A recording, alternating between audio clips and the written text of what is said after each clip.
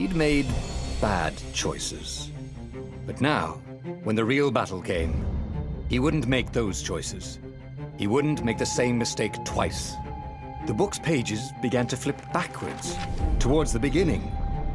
And he realized that his adventure was just beginning. The clouds parted over the Isles of Boreas. It was time to choose. The rebellion was in trouble. Ravens were scouting for the secret rebel base. They needed a game changer. Pieces of the Sky Ripper had surfaced. Renato knew that using it could go catastrophically wrong. But he was sure he could figure out how to use it safely. Also, a temple had risen out of empty desert. The Emperor had brought the Sky Ripper pieces up out of ancient burial by his obscene rituals. Could this be where the Iblis stone was hidden? Someone better get it before he does, thought Renato. On the other hand, his old friend Lapino needed rescuing. Lapino was no game changer, but could Renato really leave an old friend to the Ravens?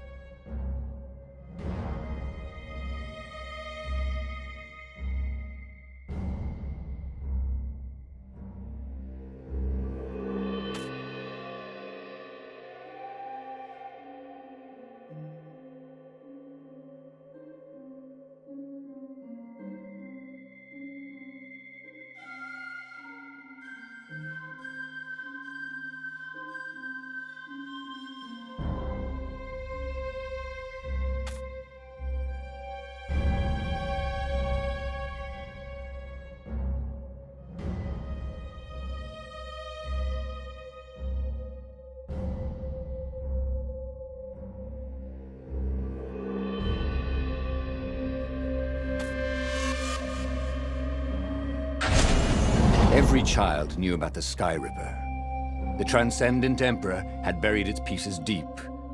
And then, this Emperor's horrific sacrifices had brought it back to the surface.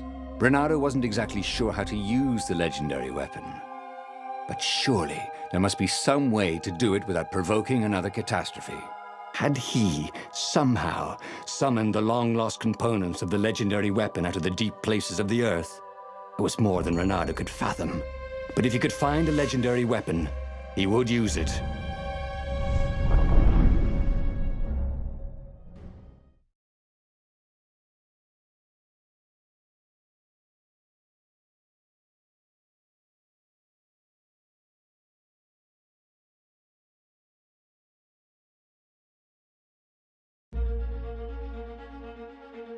As he set foot on the island, Renato could not help but feel a tinge of guilt. He'd left Lapino behind. He hoped the Mad Rabbit had somehow escaped the Ravens. He hoped they hadn't eaten him. If they had, he hoped they hadn't eaten him alive. Why had he chosen the Sky Ripper? Renato never made plans that required constant vigilance. He was a hero. He didn't think too much. He just went with his gut and hoped it all worked out. The Sky Ripper was a long shot. He'd have to devote himself to it. No side journeys, no rescuing old friends. That was against his nature. Could he stick with it?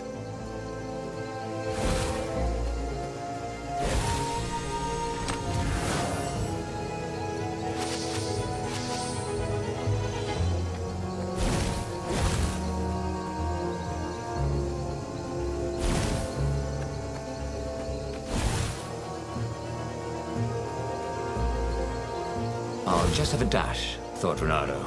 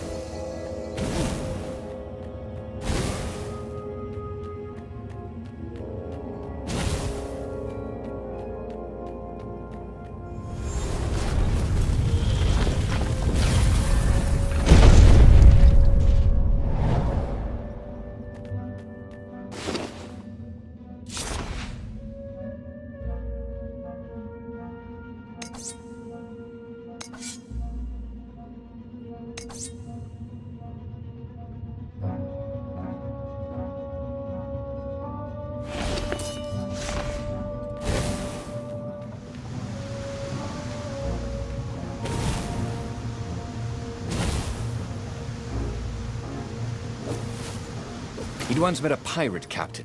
He used hooks to get around his ship. Oh, what was his name again?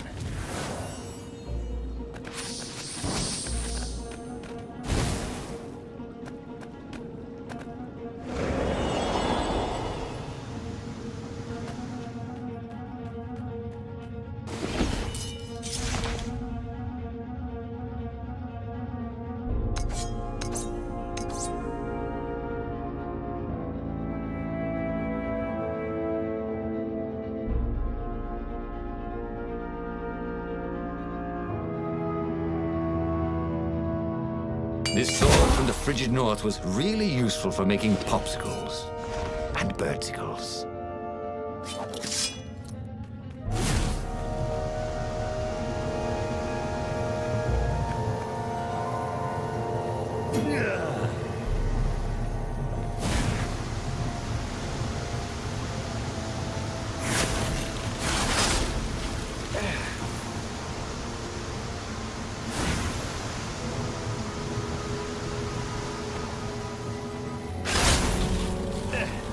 Sleep tight, thought Renato.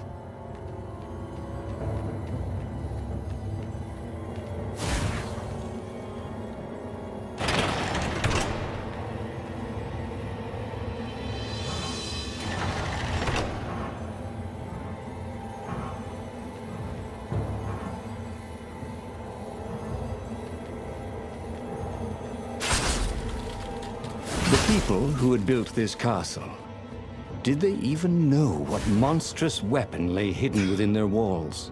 The Sky Ripper could destroy anything it touched, or so the legend said. As the Transcendent Emperor had fought the Lost Gods, thousands of thousands had died. But Renato had been through wars. The only merciful war was a short one.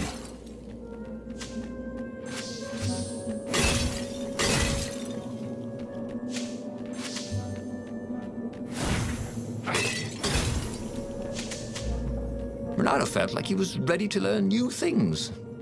Thank goodness he didn't have to go to school for that.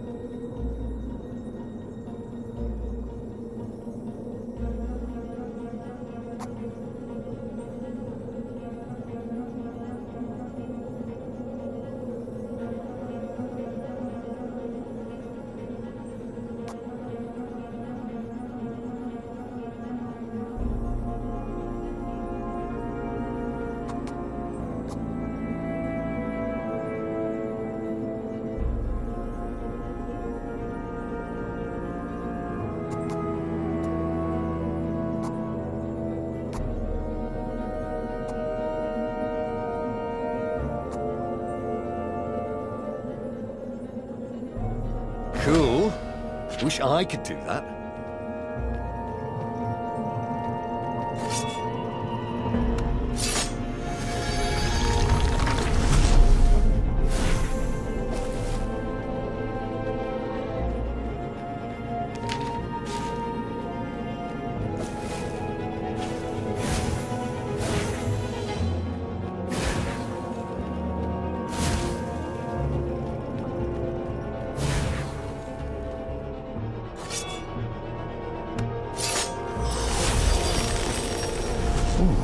What's there?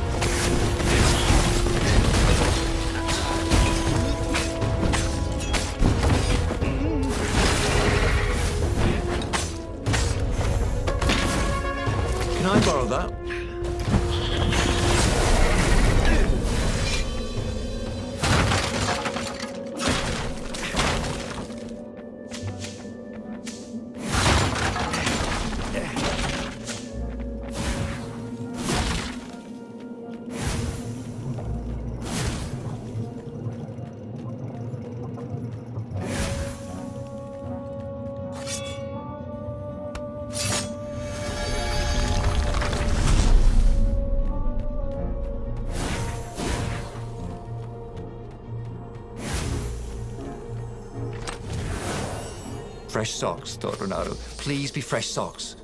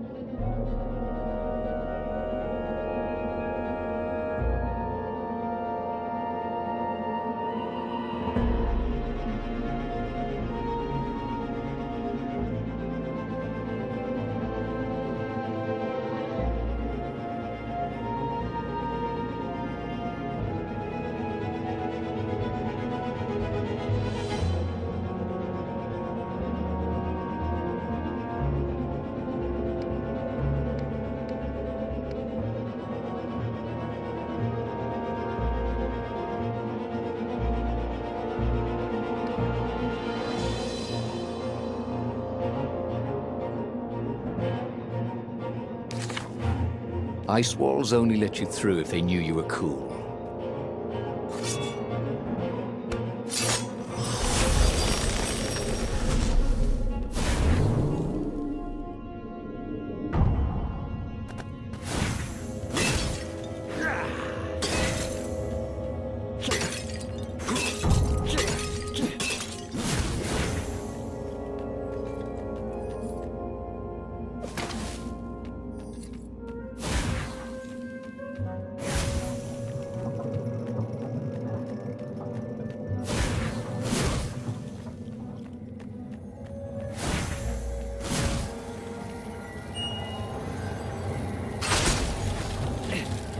Anyone ever tell you have a lovely eye? No?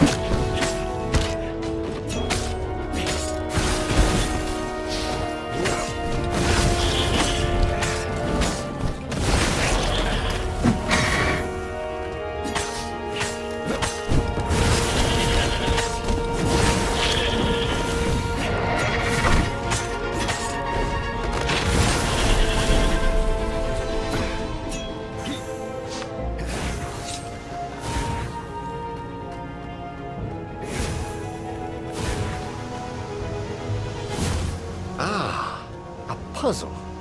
Renato loved puzzles. Except when he couldn't figure them out. On the other hand, if there was a puzzle, it was probably meant to keep people away from something good.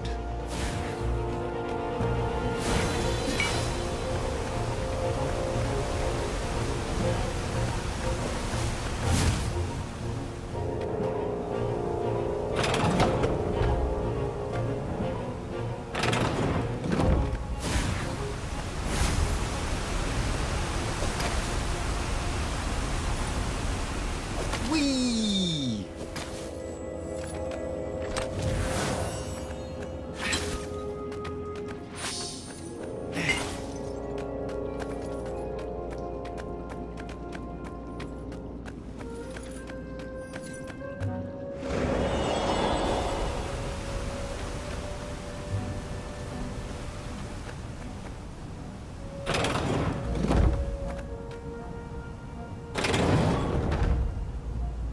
Huh? A lever? That was new. Most people still use doorknobs.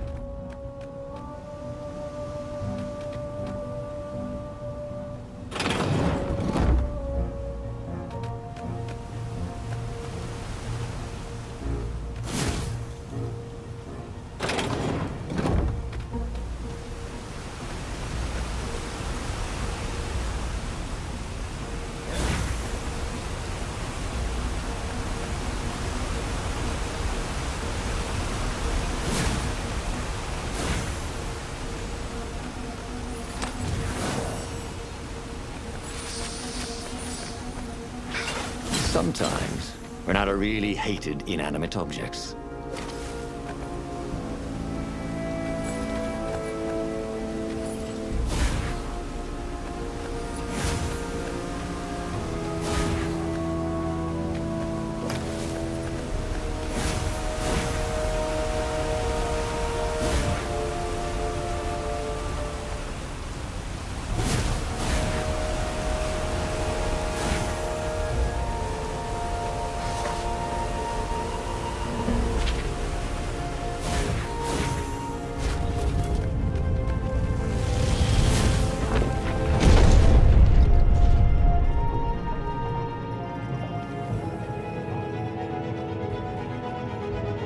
There it was. Skyripper's armature. The stuff that dreams are made of. Engineers' dreams, anyway. The device was intricate. No one alive had the skill to make a thing like it. How was it part of a weapon at all?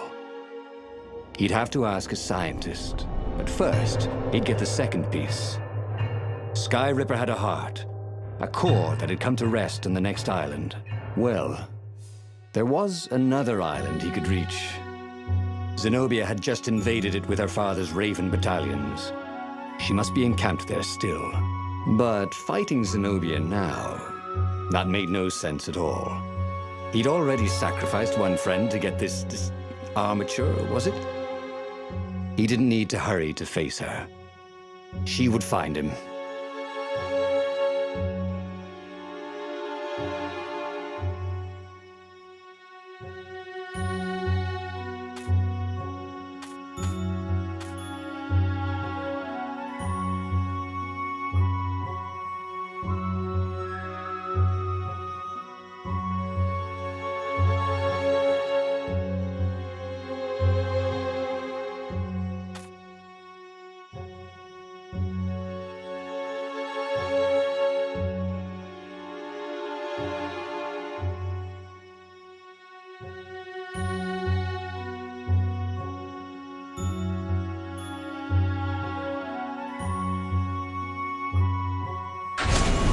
It was a no-brainer. He'd sacrificed his old friend Lapino to get the armature. And the armature was useless by itself, only a series of coils and wheels. War demanded sacrifices, and he would make more before the end. He would have to choose the greatest good no matter how much it cost him. Zenobia. Well, he would see her sooner or later, across a battlefield or a sword's point before all this was over. He was sure of that. The power was in the core. Obviously, he had to get the core.